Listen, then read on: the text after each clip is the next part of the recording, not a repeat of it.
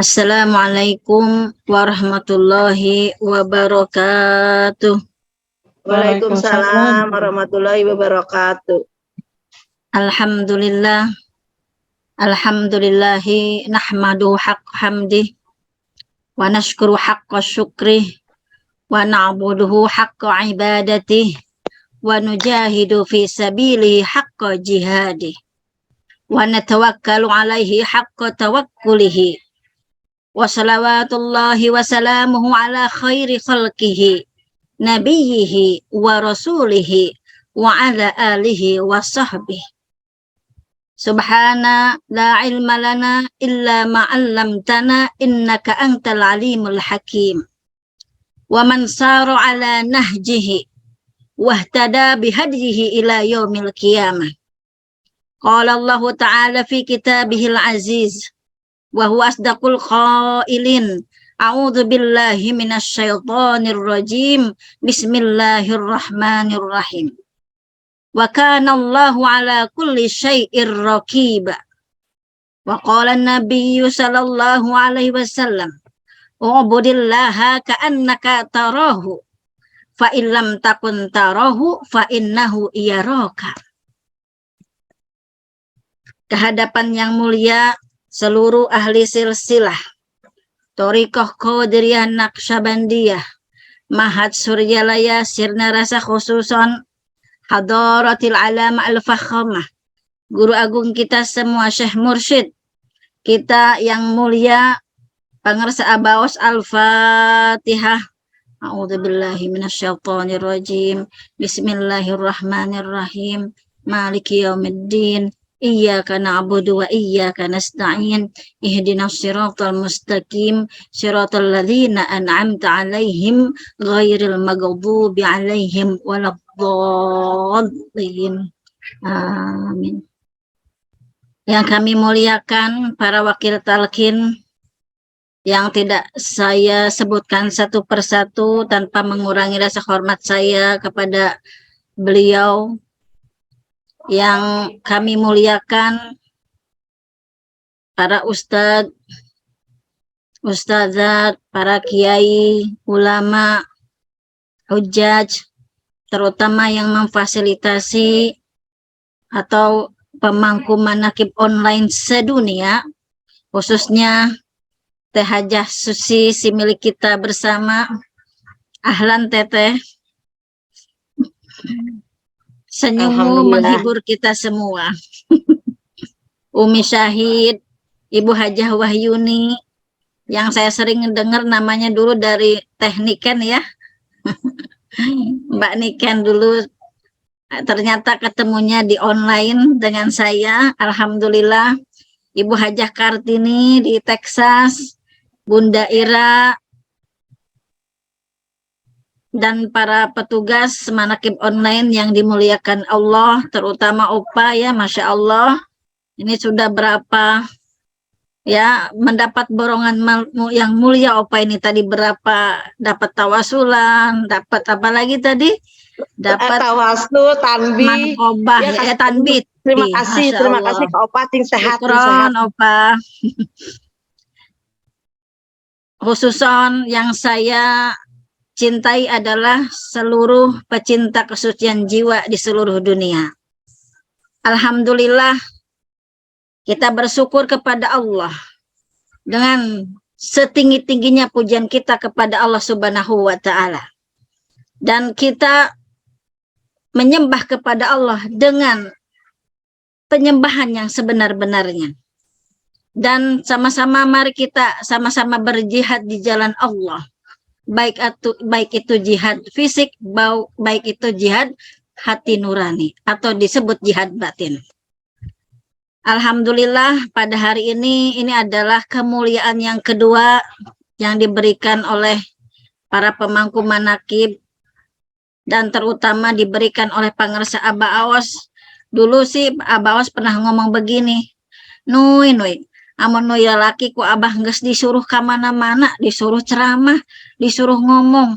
Ternyata beletak Teh Susi wasilahnya. Ya Teh, abah tuh ngomong udah lama banget, udah ada kali 5 tahun yang lalu apa 6 tahun yang lalu gitu ya, ketika saya sowan ke Abah gitu.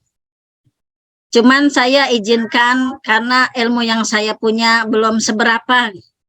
Yang pasti ibu-ibu, bapak-bapak di sini semuanya pasti lebih daripada saya, baik itu dari segi ibadahnya. Nah, ini ibaratnya sharing lah kita ya di dalam menyebarkan ilmu Allah Subhanahu wa taala. Izinkan saya juga karena biasanya kan yang ceramah kan laki-laki nih. Nah, ini yang disebut adalah kesetaraan gender. Ini pernah saya tanyakan kepada Abah Awas.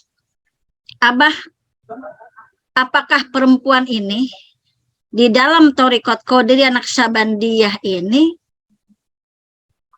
apakah sama kedudukannya dengan laki-laki? Apa yang Abah bilang? Neng Nui, perempuan juga rijalullah.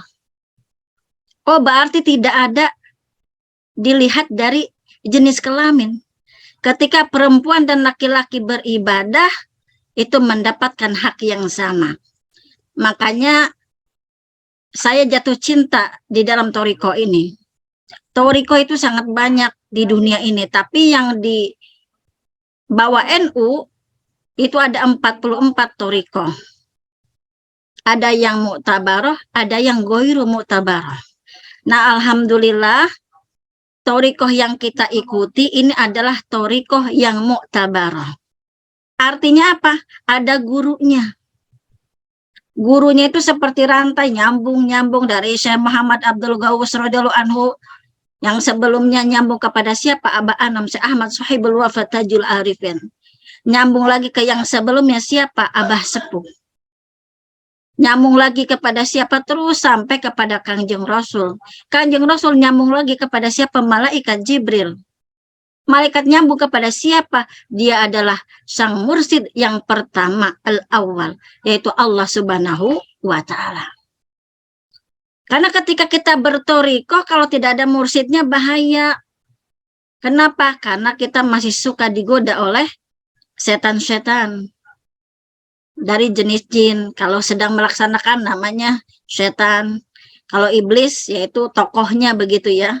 Tetapi sesungguhnya iblis juga menjalankan perintah Allah untuk menggoda kita manusia. Dengan 2 balasan, surga atau neraka. Tapi yang anehnya, di Toriko ini tidak diajarkan surga dan neraka, tapi diajarkan apa? Untuk mendapatkan Allah Subhanahu wa ta'ala. Itu luar biasa. Kenapa? Yang dituju siapa? Penciptanya. Bukan yang dituju surga. Bukan yang dituju adalah yang paling tinggi surga Firdaus. Tapi yang dituju adalah pembuat Firdaus, pembuat semua surga, pembuat semua yang diciptakan. Itu istimewanya. Nah, nyambung ini. Di pertemuan kemarin kita sudah membahas tentang rahmatun, walaupun sedikit tapi lumayanlah. Yang penting kita bisa mengidentifikasi yang namanya rahmah. Karena roh di awal huruf adalah rahmatun di bulan Ramadan. Roh, mim, dod, alif, dan nun. Mungkin bapak-bapak, ibu-ibu lihat mulut saya kalau nyebutin dod itu miring ke kiri ya Bu ya. Karena ketika kita mengucapkan dod memang miring gitu ya di dalam makhrajul huruf. Nah, itu Kangjeng Rasul yang paling fasohat ketika mengucapkan dod. Ibu-ibu, bapak-bapak yang dirahmati Allah. Nah, pada kesempatan yang berbahagia ini mari kita menuju ke huruf yang kedua di bulan Ramadan. Apa itu muraqabah? Ini kalau saya ceramah di dalam pengajian TKN, di dalam manakiban TKN kagak berani sembarangan. Kenapa? Karena referensinya adalah buku Pangersa Abah Aos. Ibu-ibu, bapak-bapak yang istimewanya, ketika saya pertama terjun ke Toriko, sebetulnya saya waktu SD itu sudah ditalkin oleh Abah Anom. Kayaknya kelas 5 SD begitu ya. Karena ayah saya Kiai Haji Ahmad Jelani itu adalah seorang pemimpin yang suka membawa jamaah dulu ke Suryalaya, 3 bis, 5 bis, jamaah-jamaah di sini dibawain. Dan saya sering ikut. Nah, pada saat ikut itu ketika saya kalau tidak salah kelas 5 SD, itu saya ikut ditalkin. Langsung oleh Pangersa Abah Anom pada saat itu. Dan ketika saya mendekatkan diri kepada Abah Aus ketika suhbah, saya bertanya kepada Abah Aus, Abah, Nur dulu sudah ditalkin zaman SD, kelas 5 SD, tapi Nur lupa dulu ngamalin apa. Nah, karena sekarang Nur terjun, Nur jadi tahu apakah apakah Nur itu wajib talkin lagi. Apa kata Abah Aus? Tidak usah, karena sudah ada. Saya terkejut kenapa? Ada kesinambungan, ada istimror. Itulah yang disebut hablun, itulah yang disebut sila. Subhanallah. Kalau lagi SD, ya kita kan nggak ngerti ya, harus mengamalkan apa, dengerin saja. Tetapi ternyata itu sudah diukir oleh Abah Anom. Dan ternyata sekarang berlanjut kepada Syekh Muhammad Abdul Ghaus. Nah, itu semua tidak lepas dari apa? Muraqabah. Muraqabahnya Syekh Mursyid. Ya kebetulan nih kita hidup pada 2 zaman Syekh Mursyid ya. Syekh Mursyid Pangersa Abah Anom, kemudian Abah Anom wafat, jasadnya tapi ruhnya tidak, kemudian dilanjutkan estafetnya oleh Pangersa Abah Awas. Ini luar biasa silsilah ini. Kalau yang tidak mau ada gurunya, tanggung ke Kanjeng Rasul aja. Kanjeng Rasul juga tanggung ke Allah saja kalau tidak mau berwasilah. Kita mau pergi ke kampus aja mesti wasilah. Kita mau makan mesti berwasilah. Kalau makan cuma nungguin, terus kita tidak masak atau kita tidak ke warung, tidak bakalan ada makanan. Semuanya butuh wasilah. Nah, wasilah muraqabah kita kepada Allah adalah Pangersa Abah Awas. Makanya luar biasa, saya kagak bisa sembarangan ini untuk berkata-kata ya dalam manakibah ini. Kenapa? Karena penuh dengan cucuran limpahan rahmat Allah melalui Syekh Mursyid. Nah, berpegangan kepada kitabnya Abah Awas, kitab Fadailus Syuhur. Apa sih muraqabah? Nah, kita ikutin guru kita nih ya, ibu-ibu, bapak-bapak. Muraqabah secara bahasa artinya dawamu mulahadatil maqsud. Masya Allah, ini luar biasa artinya. Nah, kalau secara bahasa, raqaba, yuraqibu, muraqabatan, artinya apa? Mengawasi, pengawasan. Tapi yang dimaksud oleh Abah Awas di sini lebih dalam dari itu. Apa artinya? Senantiasa memperhatikan tujuan. Siapa tujuan kita? Tujuan kita tidak lain dan tidak bukan adalah Allah Subhanahu wa Ta'ala. Ini maksudnya bagaimana? Maka Abah terangkan lagi. Secara istilah artinya dawamun nadhar bil qalbi ilallahi ta'ala. Terus menerus melihat Allah dengan hati. Fayuraqibul insanu af'alahu wa ahkamahu. Kemudian karena selalu melihat kepada Allah dengan dawam, dengan istimrar, dengan kontinu, maka manusia akan bisa mengawasi seluruh pekerjaannya dan halnya. Aduh, perbuatan saya ini gimana ya, jelek atau bagus? Ini dosa apa kagak ya? Nah, itu semua apa?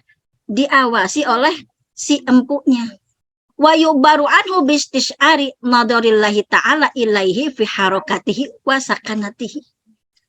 Saking muraqabahnya, karena selalu melihat kepada Allah, maka si orang tersebut akan selalu mengawasi dalam setiap gerakannya dan juga dalam diamnya. Waduh, ternyata diamnya juga diawasi. Kenapa? Ini bermasalah dengan hati ini. Ini berhubungan dengan hati. Kenapa? Wasakanatihi, dan diamnya. Apa itu yang suka diam? Adalah hati. Siapa yang tahu kan isi hati seseorang? Dalamnya lautan bisa aku selami, tapi dalam hatinya tidak bisa aku selami, kan gitu ya. Itu bapak-bapak, ibu-ibu kalau lagi jatuh cinta biasa ngerayunya pakai itu tuh ya. Nah, kenapa muraqabah ini sangat penting? Karena muraqabah itu kata Abba Aos, ilmul abdi bittila rabbi subhanahu ta'ala alaihi. Pengetahuan hamba untuk melihat Tuhannya. Wastidamatuhu lihadal ilmi muraqabatun li rabbihi. Dan ke istimrorannya atau kontinunya untuk pengetahuan untuk selalu mendekat kepada Tuhannya, wahada aslu kulli khairin lahu. Ini merupakan asalnya, merupakan pokok semua kebaikan baginya. Ibu-ibu, bapak-bapak yang dirahmati Allah. Gara-gara muraqabah maka semua perbuatannya, semua gerakannya, dan semua apa yang terdetik dalam hatinya adalah kebaikan. Subhanallah. Abu Nasr As-Sarraj At-Tusi juga mengatakan di dalam kitabnya Al-Luma. Al-Luma itu kitab tasawuf yang ibaratnya kalau di pesantren Salafiyah itu merupakan kitab yang the big-nya lah ya. Kitab yang pokoknya di dalam mempelajari tasawuf, dan itu biasanya diajarkannya itu di kelas 6. Waktu dulu saya pernah pesantren di Tasik, itu saya cuma 1 tahun di Tasik karena melanjutkan di Jawa Timur di Ponorogo. Itu saya belum nyampe kitab Al-Luma, tapi saya ikut pasarannya.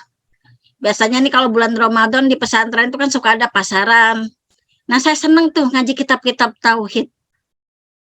Saya pesantren di Singaparna, di Cimerah, di Sukaguru. Mungkin ibu-ibu, bapak-bapak ada yang dari Tasik di sini. Walaupun setahun, tapi saya berusaha memanfaatkan dengan belajar apa? Dengan belajar namanya tasawuf. Karena dulu saya pernah punya keinginan dulu gitu ya. Namanya anak kecil, itu kayak mana ya ceritanya wali-wali songo. Kok bisa pada sakti begitu? Apa mungkin terjadi? Kok enak bener ya jadi wali, bisa terbang, bisa kelapa jadi emas, ya bisa masuk surga, semuanya kalau disuruh mengerjakan. Betul nggak ibu bapak? Saya ingat Abah Aos dulu cerita, pada waktu Abah Aos pergi ke Eropa, itu anaknya Abah Jagat yang paling kecil, itu mengatakan kepada Abah Aos, enak ya jadi mursyid, apa-apa semua dilayanin ya. Enak ya jadi wali gitu ya. Semuanya dilayanin. Ini ungkapan anaknya Abah Jagat yang paling kecil itu luar biasa. Kenapa? Ketika seseorang menjadi orang yang dekat kepada Allah, apalagi Syekh Mursyid, semuanya berkhidmat kepadanya. Abah saat itu senyum aja gitu ya kepada anaknya Abah Jagat. Ya, Abah dengan bijaksananya ya menjawab perkataan anaknya, oh enggak begitu Neng, kebetulan Abah kan jauh, makanya diambilin tuh. Subhanallah akhlaknya Abah Aos. Masya Allah. Muraqabah menurut pengarang kitab Al-Luma, bagi seorang hamba adalah pengetahuan dan keyakinannya bahwa Allah selalu melihat apa yang ada di dalam hati nuraninya. Dan Allah maha mengetahui segalanya. Apa sih yang ada di dalam hati nurani? Nah, itu disebutkan di dalam kitab-kitab tasawuf, bahwa hati ini ada 7 bagian. Dan yang paling dalam apa itu yang disebut sir. Artinya rahasia. Makanya kalau orang yang hidup hatinya, sirnya bergerak. Bagaimana hati seseorang mau hidup kalau tidak dihidupkan oleh Syekh Mursyid? Kalau tidak dihidupkan oleh petugas-petugas yang Allah berikan. Makanya kita beruntung nih Bu, Bapak ketemu dengan petugasnya. Ya, yaitu Abah Aos. Maka dengan kondisi demikian, ia terus meneliti, mengoreksi apa yang diperbuat, sehingga dia tidak pernah melakukan perbuatan-perbuatan yang jelek. Yang jelek aja tidak dilakukan, dosa aja tidak mau dilakukan, apalagi yang subhat-subhat, kagak jelas antara dosa dan kebolehan melakukan perbuatan tersebut. Sampai-sampai apa? Juga memulahadati atau juga mengoreksi apa yang terbersit dalam hatinya yang jelek. Jangan sampai ada siratan-siratan hati yang jelek. Karena di zaman sekarang itu banyak orang stres, Bapak Ibu. Ketika ditanya kenapa dia membunuh seseorang, apa jawabannya? Karena ada bisikan. Nah, orang yang muraqabah adalah yang mengawasi bisikan-bisikan di dalam hati. Ini luar biasa. Ini besar ya, fatal bagi kehidupan seseorang. Kenapa? Karena kalau tidak muraqabatu kepada Allah, maka bisikan-bisikan yang timbul dari bersitan hati adalah bisikan-bisikan yang menyebabkan orang tersebut berbuat jelek. Nauzubillah min dzalik. Maka hidupnya akan stres. Kenapa? Karena selalu ikut bisikan yang tidak benar, ikut bisikan yang bukan dari yang maha hak. Maka ketika seorang hamba selalu memuraqabah dirinya, maka akan bertanya, ya Allah, bagaimanakah posisiku di mata Engkau? Maka Allah menjawab, Bismillahirrahmanirrahim, wa kana Allahu ala kulli syai'ir raqiba. Dan Allah itu atas segala sesuatu dekat. Kenapa? Karena dia selalu mendekatkan diri kepada Allah. Seorang hamba yang kritis akan bertanya terus pada Bapak Ibu, apakah aku dekat kepada Allah? Makanya para sahabat ya ketika sholat, ada yang suka kentut tuh kalau sholat maghrib, saya lupa namanya. Itu sampai bertanya kepada Abu Bakar, wahai Abu Bakar, apakah aku ini termasuk orang fasik? Loh, kenapa? Karena pada saya waktu sholat, waktu sujud, ini kok kayaknya saya kentut mulu gitu. Tapi kok kayaknya nggak berasa keluar angin begitu. Apakah aku ini termasuk orang yang fasik? Nah, ini sampai seperti itu sahabat Rasulullah. Padahal mah Bu ya ketika sholat itu dia ditiup-tiupin mulu oleh yang namanya setan. Makanya seakan-akan sepertinya dia kentut begitu. Padahal mah tidak kentut. Tapi karena muraqabah kepada Allah, dia takut menjadi orang yang fasik. Orang yang berbuat kejelekan. Nah itu sampai begitu tuh muraqabah. Ya. Padahal saat itu apa yang terjadi? Setan meniup-niupkan pantatnya itu Bu. Ya, saya akan dia itu kentut, padahal tidak kentut. Maka ketika hamba bertanya kepada Allah, ya Allah, apakah aku dekat? Allah menjawab di dalam Al-Quran surat Qaf ayat 16.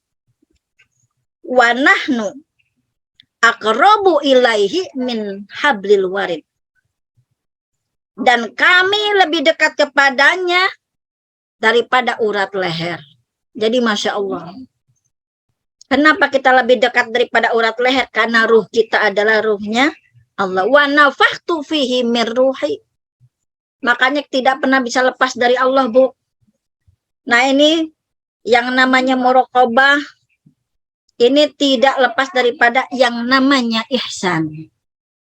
Sedangkan ihsan ini artinya secara bahasa kebaikan.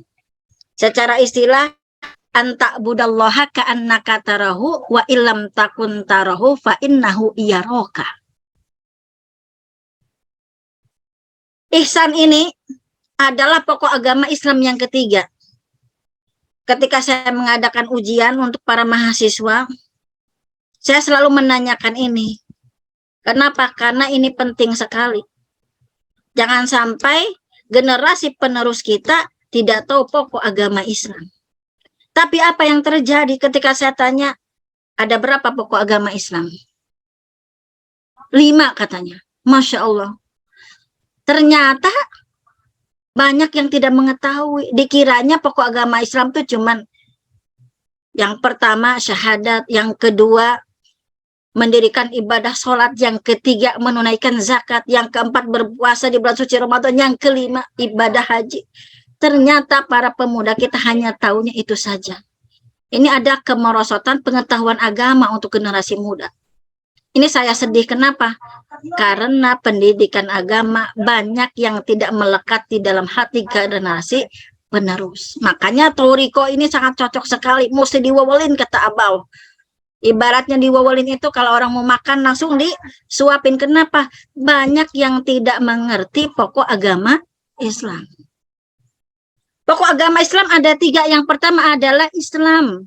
Nah, Islam itu di pengamalannya ada 5 yang disebut rukun Islam.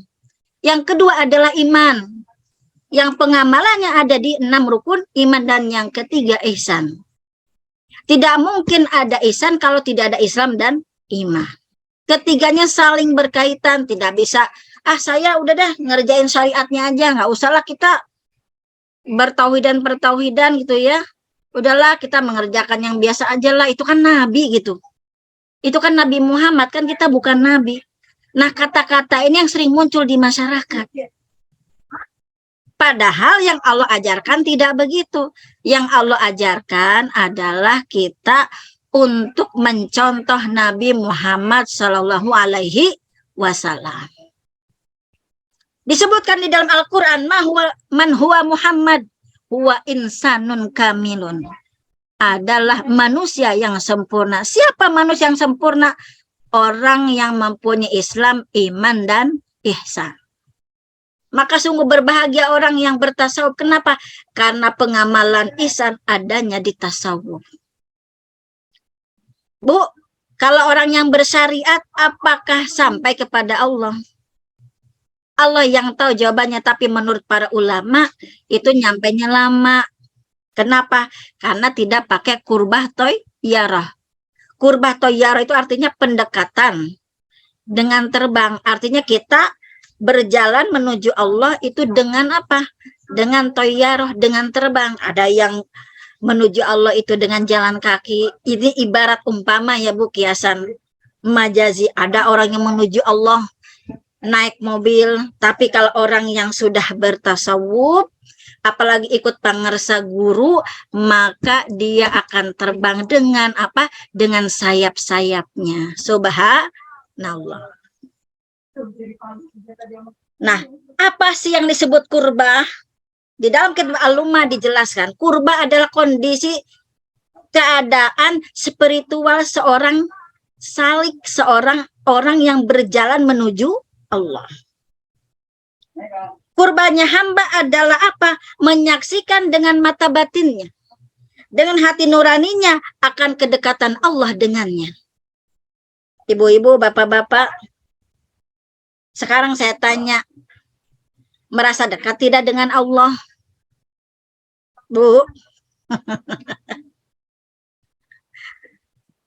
pasti apa? Akan harus selalu bisa merasa dekat kepada Allah. Maka orang salik yang berkurba ini dibedakan menjadi 3 kondisi. Yang pertama, kondisi paling rendah. Ya, kelas ekonomi lah. Ada orang yang kurba mendekatkan diri kepada Allah dengan cara mentaati semua apa yang diperintahkan oleh Allah dan menjauhi segala larangan. Ya. Jadi ini merupakan tingkatan ekonomi nih. Nah, kelas ekonomi. Yang kedua, orang yang kurbah kepada Allah, yang sanggup mengaktualisasikan apa yang dia lihat secara hakikat. Contohnya apa? Apa yang dibilang Amir bin Qais ketika itu? Setiap kali saya melihat sesuatu, tentu saya melihat sesuatu itu bahwa Allah dekat kepadanya lebih daripada aku. Kenapa? Karena dia bisa mengaktualisasikan, memvisualisasikan apa yang dia lihat. Yang ketiga, ini yang paling tinggi nih, yang kelas VVIP, orang yang kurbah. Orang yang kurbah toyyarah dengan sayap-sayapnya. Orang yang mencapai tingkatan puncak kurbah hakiki. Bagaimana caranya? Selagi seorang hamba masih berada dalam kedekatan kepada Allah, maka sebenarnya ia belum mencapai kedekatan. Sehingga sampai ia sirna. Bu, kalau saking dekatnya, itu tidak merasa kedekatan lagi. Tetapi yang dia rasakan apa? Yang dia rasakan adalah sirna. Maka disitulah yang disebut kurbah hakiki. Inilah yang disebut fana fillah. Ada nggak yang punya pengalaman ketika sholat Allahu Akbar? tiba-tiba kok dirinya hilang. Ini saya pernah menanyakan kepada Abah Aus, kenapa lagi sholat bisa seperti itu? Apa kata Abah? Fana fillah. Fana fillah artinya apa? Semuanya sirna, yang ada hanyalah Allah Subhanahu wa ta'ala. Kullu syai'in halikun illa wajhahu. Setiap binasa akan sirna illa wajah, kecuali Allah. Subhanallah. Di dalam masalah melihat Allah, maka dibagi dua, ada yang melihat Allah ya dengan nadroh, ada dengan basiroh ya. Nah, kapan kita dengan nadroh? Kita dengan nadroh adalah di alam akhirat. Tapi karena kita masih ada di alam dunia, maka kita melihat Allah dengan basiroh, dengan mata batin. Bu, jangankan lihat Allah. Lihat setan aja, Bu, kita gak kelihatan. Kenapa? Karena kita banyak dosanya. Nabi Musa yang segitu tinggi besarnya, ya, yang segitu luar biasa keberaniannya, yang luar biasa ketegarannya, ketika ingin berjumpa dengan Allah, Allah kabulkan. Baru saja muncul cahayanya dari balik 4 gunung di Tur Sina. Apa yang terjadi? Nabi Musa langsung pingsan. Kenapa? Karena tidak kuat kalau melihat Allah dengan nadhirah. Apa yang dilakukan oleh Sayyidina Ali? Melihat Allah dengan mata batin. Dengan apa intinya? Ruh, yaitu sir di mana Allah itu berada. Kita tidak bakalan bisa berpisah dengan Allah. Kenapa? Karena apa? Wa nafakhtu fihi mir ruhi.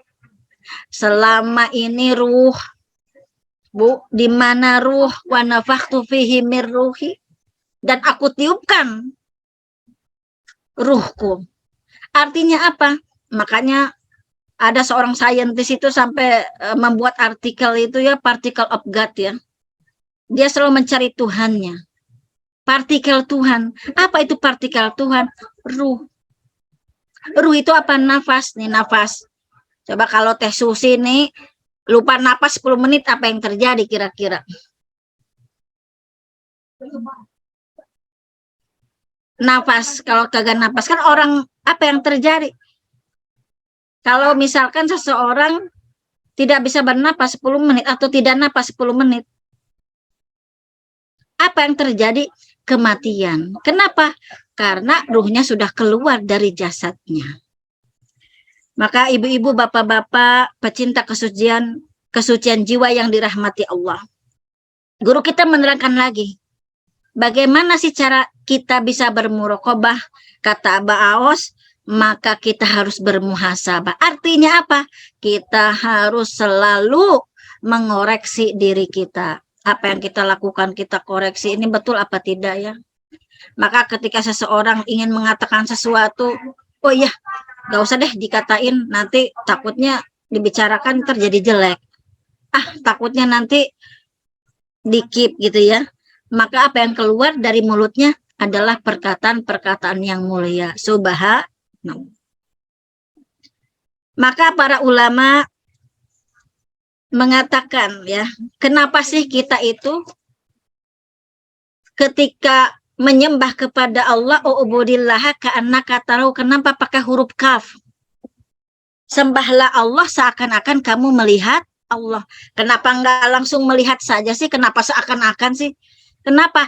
Karena kita masih hidup di dunia ini. Kapan kita tidak memakai kaf atau seakan-akan atau bagaikan? Nanti Bu, Bapak kalau sudah di akhirat. Makanya ketika seorang bayi, calon bayi ketika ditiupkan ruhnya pada usianya 4 bulan 10 hari, apa yang Allah katakan ketika akan meniup? Bismillahirrahmanirrahim. Alastu birabbikum. Bukankah aku adalah Tuhanmu sekalian? Qalu bala syahidna. Maka para calon bayi itu menjawab, bala syahidna. Betul, sungguh kami telah menyaksikan. Jadi kalau mau melihat Allah dengan jelas seperti apa yang diminta oleh orang-orang Israel, kaum Yahudi, ya mohon maaf, mesti di akhirat begitu ya. Itu menurut para ulama. Tapi sesungguhnya jawabannya adalah wallahu alam bis-shawab. Sekian Ibu Bapak, terima kasih. Mohon maaf apabila ada kesalahan. Mudah-mudahan kita semua bisa menjalankan ibadah puasa dengan baik, dengan tuntunan Syekh Mursyid, semampu kita dan harus selalu tetap berusaha. Wabillahi taufiq wal hidayah. Wassalamualaikum warahmatullahi wabarakatuh.